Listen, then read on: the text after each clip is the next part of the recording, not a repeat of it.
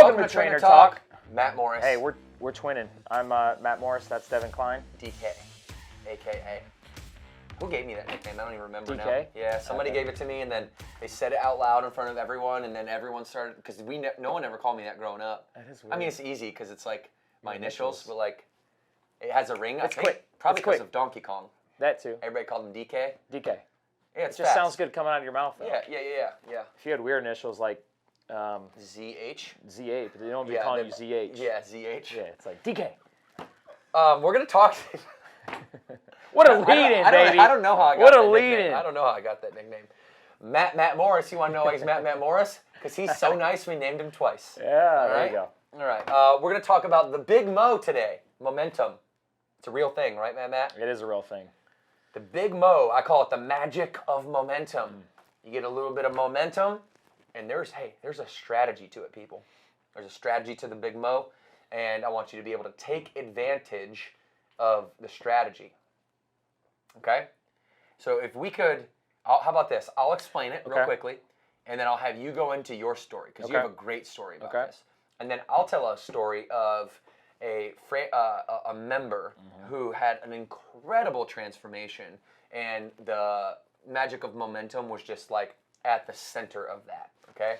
Now, I need you guys to imagine, I know you're listening to the podcast, maybe in your car, all right? But if you're not in your car, and you're sitting at home, or you're in a place where you can have a pen and a piece of paper, I always listen to podcasts ready to go with the notes on my phone, or ready to go with my pen and my paper, because when you write it down, it will be more permanent for you. So if there's anything that strikes your interests as we go through this, or is a little nugget or a little thought, I know we all know what momentum is, but I'm going to give it to you in a way, all right, that might blow your mind just a little bit. I'm going to write it on this whiteboard, actually. Let's do that. Can you get me a shot on this whiteboard or no? All right, give me a shot on this whiteboard, Zay, real quick. I'm going to go ahead and just talk about the big Mo. And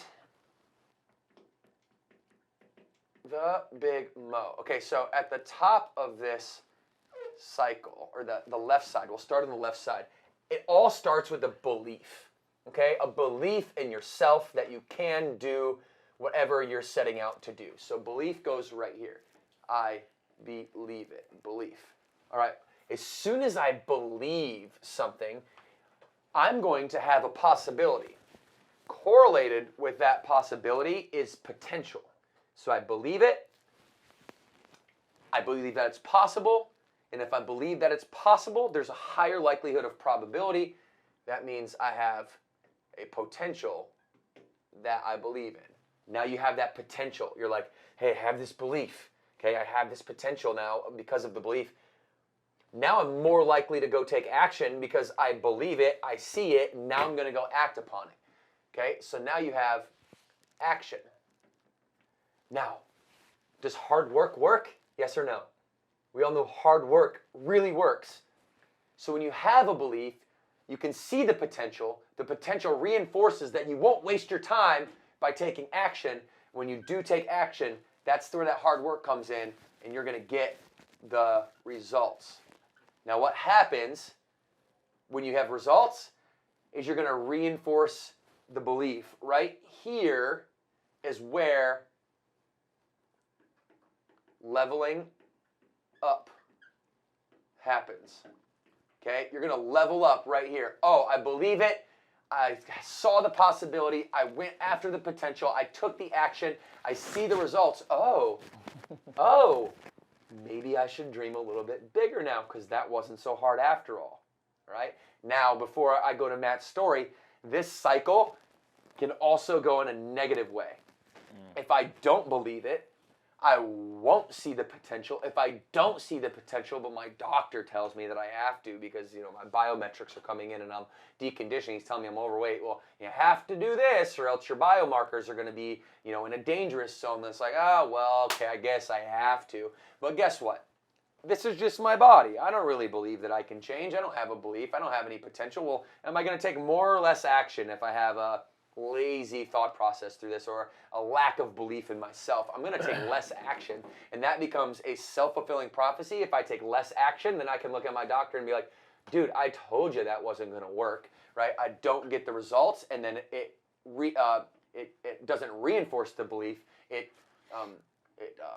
degenerates your ability to believe, and then you're like, okay, well, now I'm just not even going to have that belief anymore because I told you it's not going to work. You see how that works?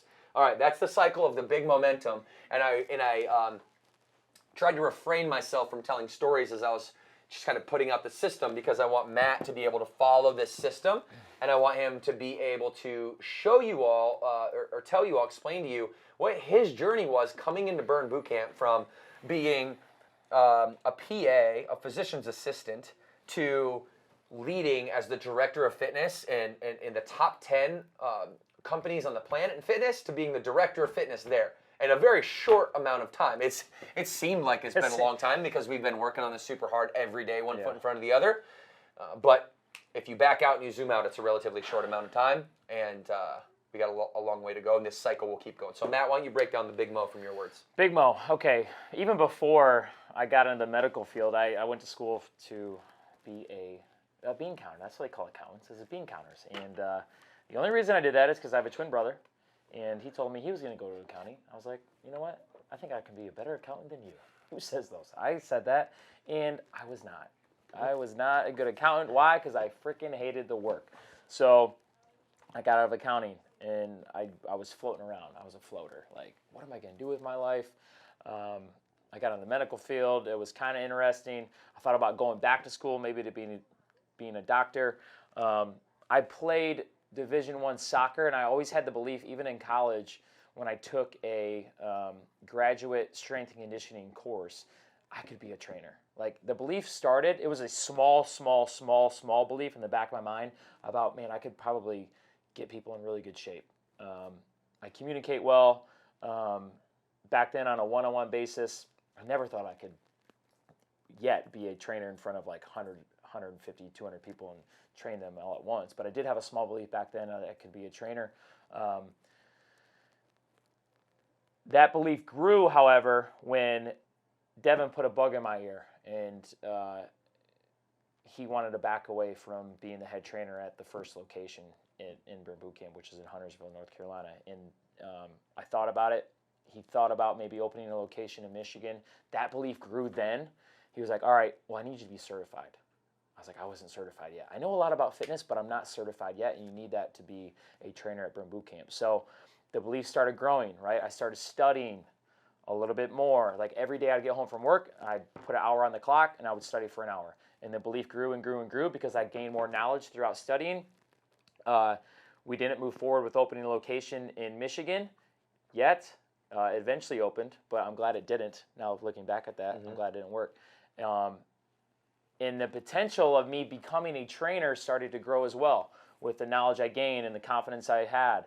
And then Devan called me on a Saturday morning and was like, hey, the time is now, right? I'm backing away from being the head trainer. I have to do this quickly.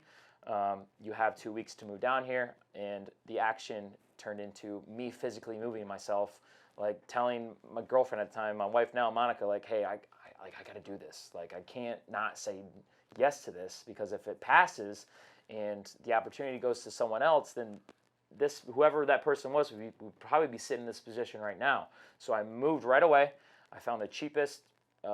We drove by there in a previous episode of Moving with the Clients. This place, I didn't care where I lived. I just knew I had to get down here, because once I got down here, I knew I would put in the work to be successful. So I moved down here. I was the head trainer at Huntersville for a year before we moved up to Lake Norman.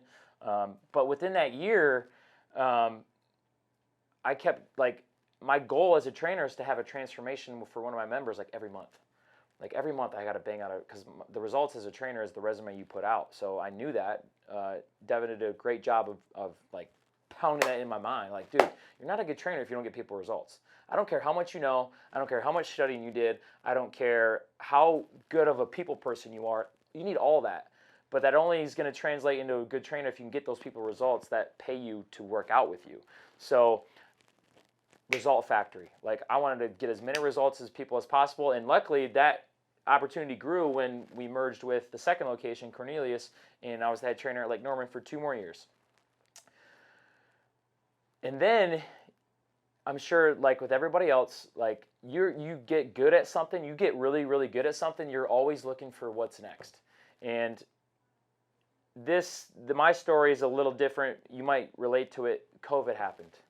2020 happened, right? And the belief now was like, well, crap, man, like we took a step back as an organization. We weren't growing as much, but guess what?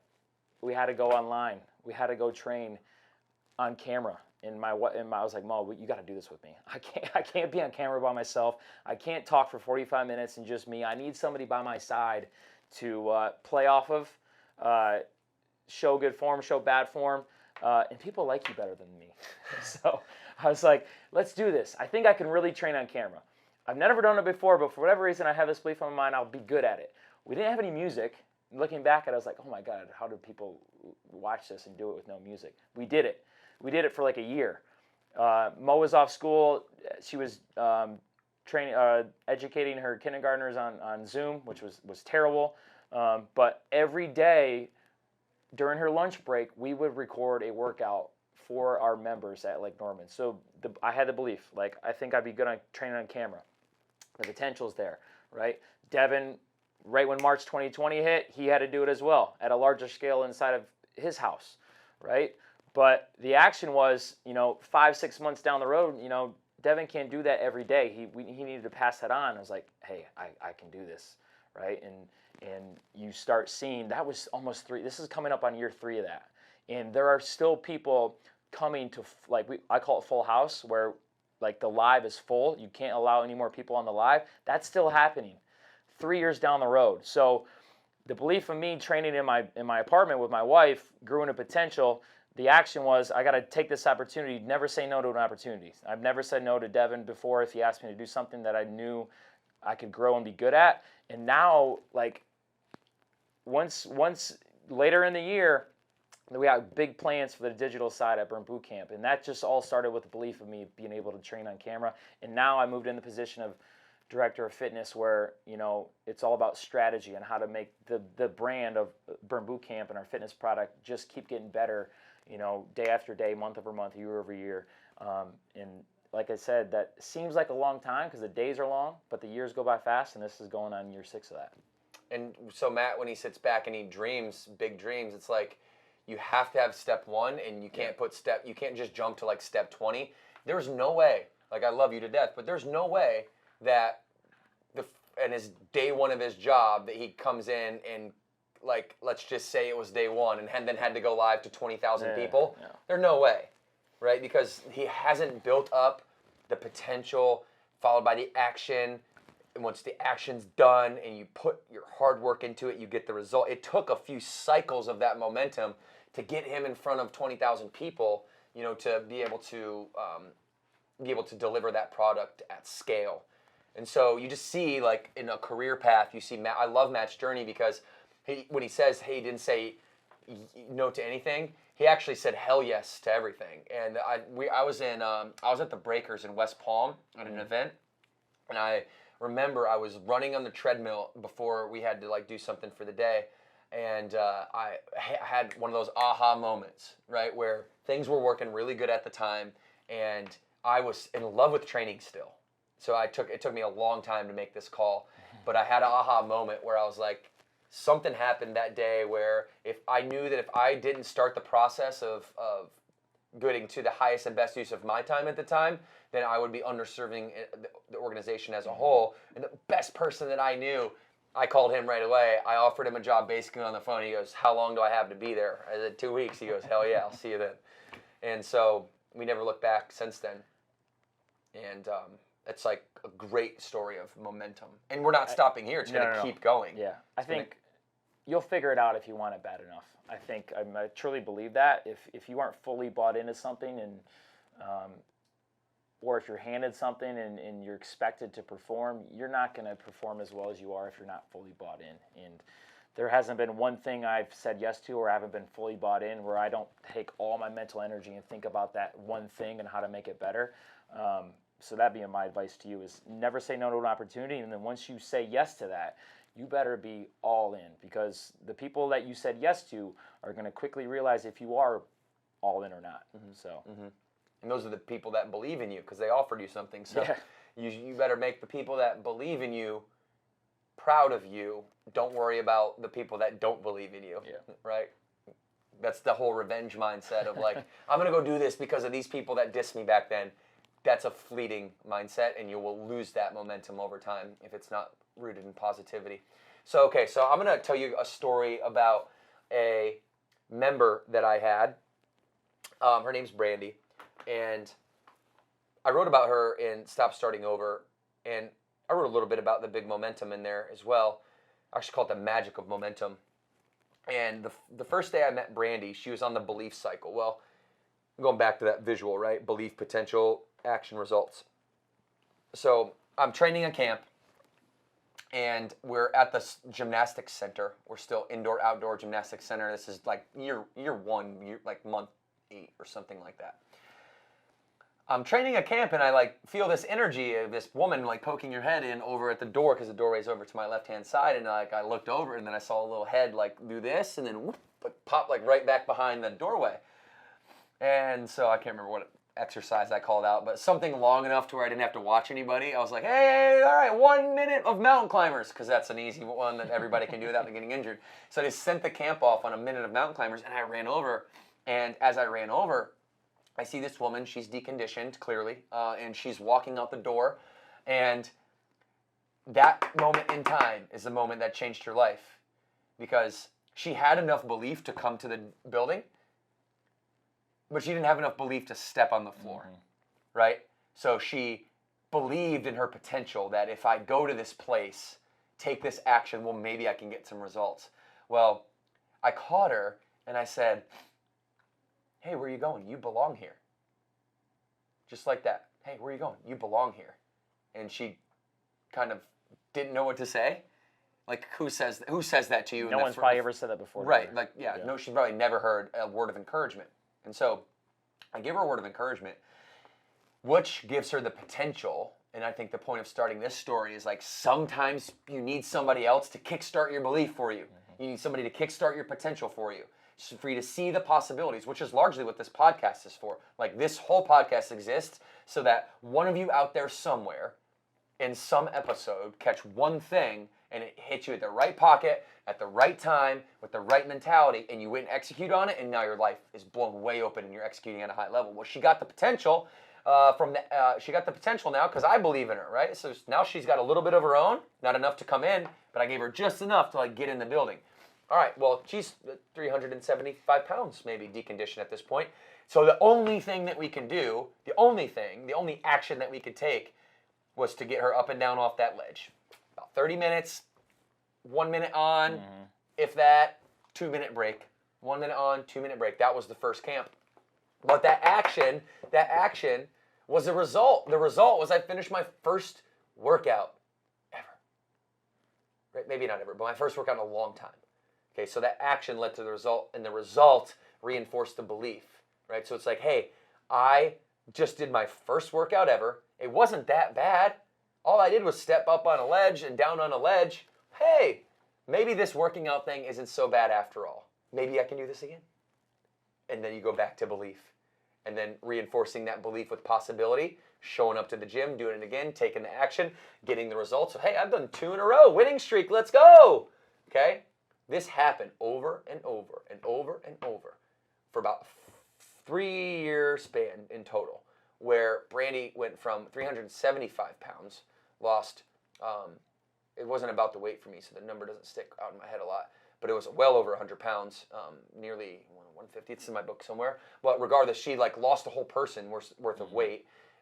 And more importantly, everybody around her would comment on her confidence. What happens when you get this big momentum cycle going so fast in a positive direction for you, and it starts just naturally occurring? What you'll know it's working well when people just start commenting and they start saying, oh my goodness, you're amazing. What have you been doing?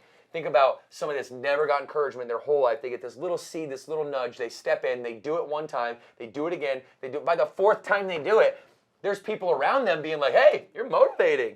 I got motivated by you. You're stepping in here and you're killing this thing, right? Oh, I mean, you should see your eyes light up when somebody complimented her on her workout. Well, she keeps going, loses almost 200 pounds. And, by the time we get 5 years down the line, she's got a relationship with Matt, and that momentum goes over and over and over. Now, here's the thing. You got to keep it up. You got to keep it up, all right? Because there's periods of time, if you let it slow down, if you're not continuing to press the gas, then you might start to slow down. Or if you slow down far enough, you come to a stop and a halt, you may reverse directions and go back the other way. Fortunately, Brandy is still in a cycle of momentum. She still kept the large majority of that extra body weight off, and had some ups and downs after a year and a half of just really pushing at it. But the belief and the potential and the action and the results, that whole cycle of momentum is now solidified in her head, and she knows, boom, if I ever need to get up and go from here, like A to B again, I know I can do that, right? And there's this lifelong confidence that comes when you're thinking in this cyclical nature. But and so many of you go through this same journey too. And I just think it's a great concept for people to hold near and dear in their head and heart, because you can apply your beliefs and actions to this, and you can see real time how well things are working for you. That's great. Yeah? Any other thoughts on the Big Mo before we hang it up today? I just love saying that. Well, your wife's name The is Big Mo, baby. Big Mo. The Big Mo. Yeah. All right? I love Ready? it. You want to take us out? Yep, 2 claps. On 2. 1, 2. See you guys. Flex on that subscribe button. Yeah. Let's do it.